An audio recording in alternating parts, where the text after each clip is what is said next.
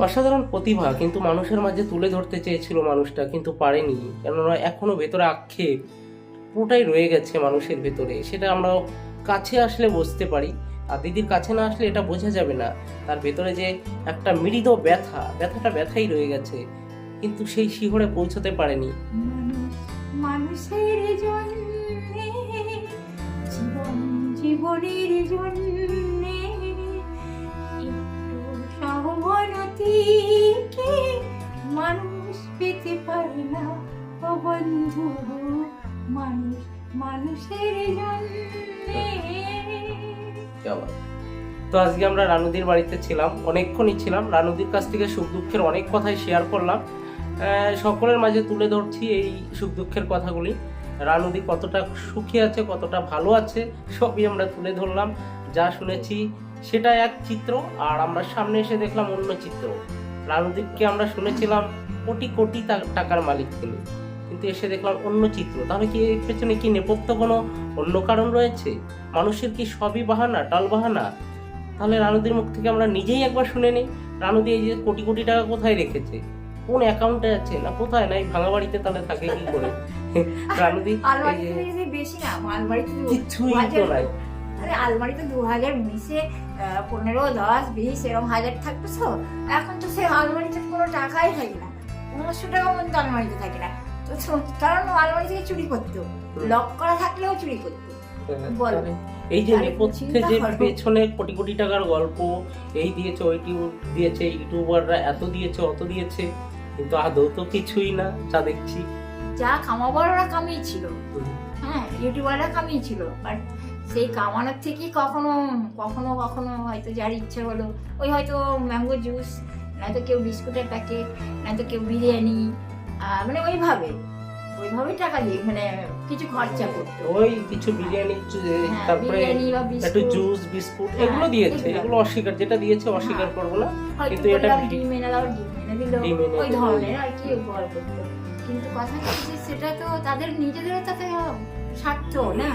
তো আমাকেও তো বুঝবে যে হ্যাঁ, আমি তাদের পিছনে যতখানি সময় ব্যয় করি বা করেছি, বা আমি তার সঙ্গে কথা বলতে থাকি, যে কথা বলাটা মানুষের পক্ষে তো, বা তাকে গান শোনানো, এগুলো তো অনেক পরিশ্রম বলে না। এবং এইসবগুলো ওরা কখনোই ভাবতো না। ওরা ভাবতো যে আর কিছুই করেছে সব ওরাই, আমি এর মধ্যে নেই, মানে ওদের কথা বলার ভাষটা তাই। দিদি একটু পুরাতন দিনে চলে যাবো। তো পুরাতন দিন থেকে তো হচ্ছে এই কথাটা। আমরা যে এই যে তুমি যে রানাঘাটে থাকতে, হ্যাঁ, কত নম্বর প্ল্যাটফর্মে বেসিক্যালি থাকতে? রানাঘাটে তোমার যেটা মানে টিকিট কাউন্টারের সামনে বসতাম।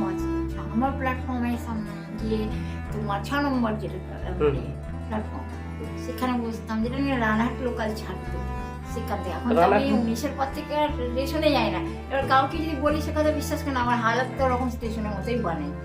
দেখো না, এবার ঠান্ডা জেলায় তো স্নান করাও প্রত্যেকদিন সম্ভব হয় না, আর যদি স্নান করতে চাই সেখানেও অশান্তি, বিরোধ, হ্যাঁ, সে মানে মারাত্মক। যার জন্য আমি বলছি যে ওই ধরনের ব্যাপারগুলো কি উচিত মানুষের যার জন্য একটা গান আছে ভূপেন্দ্র হাজারিকার, যে পুরোনো দিকে বলেন, আমি সে পুরোনো কথা, মানুষের জন্য। হ্যাঁ, তো ভূপেন্দ্র হাজারিকা যে গানটা গিয়েছে, কি গানটা, মানুষ মানুষের জন্যে, জীবন জীবনের জন্যে, একটু সহানুভূতিকে মানুষ পেতে পারে না। ও বন্ধু, মানুষ মানুষের জন্যে। অসাধারণ প্রতিভা, কিন্তু মানুষের মাঝে তুলে ধরতে চেয়েছিল মানুষটা, কিন্তু পারেনি। কেননা এখনো ভেতরে আক্ষেপ পুরোটাই রয়ে গেছে মানুষের ভেতরে। সেটা আমরা কাছে আসলে বুঝতে পারি, আর দিদির কাছে না আসলে এটা বোঝা যাবে না। তার ভেতরে যে একটা মৃদু ব্যথাটা ব্যথাই রয়ে গেছে, কিন্তু সেই শিহরে পৌঁছতে পারেনি। যাই হোক, সাফল্য যখন তার কাছে এসেছিল, কোনো রকমে হয়তো কোনো আক্ষেপ তার কাছে ধরা দেয়নি, কিংবা ধরা দিতে গিয়ে আবার ফসকে গেছে। কোনো রকম ভাবে কিছু একটা ভুল ত্রুটি কিছু হয়ে গেছিল। কিন্তু আবার যদি আমরা এই মানুষগুলোকে এইভাবে ভালোবাসা দিয়ে ফিরিয়ে দেই, আপনারা যারা টিকটক এটা ওটা করতে আসেন টুকিটাকি রিলস ভিডিও, ওইভাবে না করলেই হয়। মানুষকে মানুষের মতনই করে তুলে ধরুন, দেখুন আরও প্রতিভা ফুটে উঠবে, প্রতিভা বেরিয়ে আসবে। অনেক প্রতিভা আমরা দেখি লুকিয়ে আছে, সামনে থেকে এসে দেখতে পেরেছি কত কি, আর সামনের চেহারা অন্য চিত্র। আমরা রানুদির কাছে এসে শুনলাম তার প্রাণের কথা, মনের ব্যথা।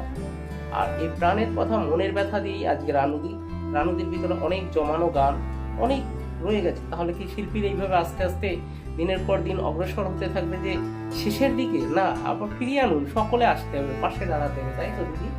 অবশ্যই, কারণ মানুষ মানুষের জন্য। গানটা যদি মানুষ যদি সে না হয় মানুষ, তো দানব কখনো হয় মানুষ? তো দানব যদি কখনো মানুষ হবে, তবে লজ্জা কি তোমরা পাবে না? লজ্জা কি তুমি পাবে না? এরম তো গানটা। তো কথাগুলো তুমি দেখো, কথাগুলো কথা শুনলো, মানে কথাগুলো মানে অনেক চিন্তা করে, তো ওদের গায়কই তো বলা হয়। আচ্ছা, দিদির জন্য দুধ এটা ওটা আনতে পাঠানো হয়েছিল, চলে এসছে। এই তো দুধ চলে এসছে, এগুলো চলে এসছে সব। যাই হোক, দিদি আমাকে বললো, তো আমি ভাইটাকে পাঠিয়েছিলাম যে ভাই নিয়ে আসো, তো সবই নিয়ে এসছে, মানে সব খাবার দাবার দিদি চলে এসছে, বিস্কুট, কেক। এই এবার দিদি এই আমরা আস্তে আস্তে বিদায় নেবো, কেননা সন্ধ্যা গড়িয়ে গেছে। আমরা অনেক দূর যাবো, টালিগঞ্জে ছোট ভাইটাও আছে। এসেছি আস্তে আস্তে রানুদির সঙ্গে আমরা মিশে রানুদির মনের কথা, প্রাণের ব্যথা আমরা সবই অনুভব করলাম, কাছ থেকে স্পর্শ করলাম, আর দিদিকে কাছে পেলাম। যখনই আসি আমি মানুষটাকে খারাপ ব্যবহার করতে দেখি না, কিন্তু কাদের সঙ্গে খারাপ ব্যবহার করে, যাদের সঙ্গে ঝাঁটা পেটা এটা ওটা করে, ঠিক সীমানা যখন ধৈর্যের বাঁধ অতিক্রম করে ফেলে, ঠিক তারা খোঁচায়, যতক্ষণ না ঝাঁটার বাড়িটা খায় ততক্ষণ খোঁচাখুচি চলে।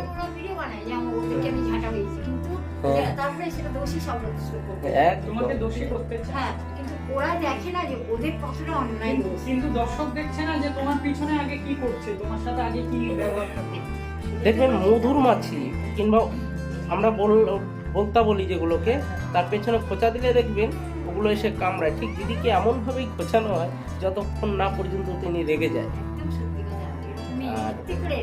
রাগটা একটা মানে ওরা ভিডিও বানায়, আর ওই না রাগা পর্যন্ত ওদের যে ঘরে যদি বসি না, যে ওদের ওই উৎপাদন, তখন এরকমই সময় ছিল, ঘরের মধ্যে কি হয়েছে, জানলা দিয়ে ইট মারা, জানলায় ধাক্কা মারা, তারপরে কি বলে তুমি জানো কি ধরনের পায়খানা থেকে এসেছে, পায়খানা সে হাতটা গিয়ে ছাপিয়ে দরজায় দেওয়া।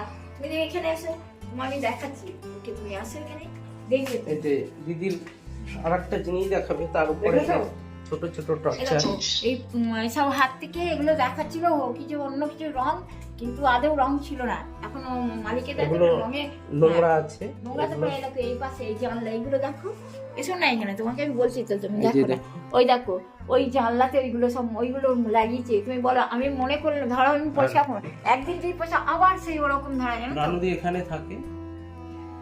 আর এগুলো ওই সব ইউটিউবার গুলো করতো, তাহলে ও কি ধরনের ইউটিউবার বলো? ওরা ওদের কি ইউটিউবার বলা যায়?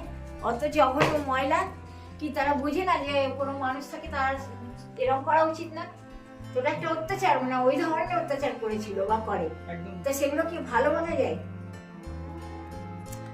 যাই হোক, আজকে আমরা অনেকটা সময় অতিক্রম করলাম, দিদির সঙ্গে অনেক কথা বললাম। আমি এখন ওখানে কথা বলতেছি, আর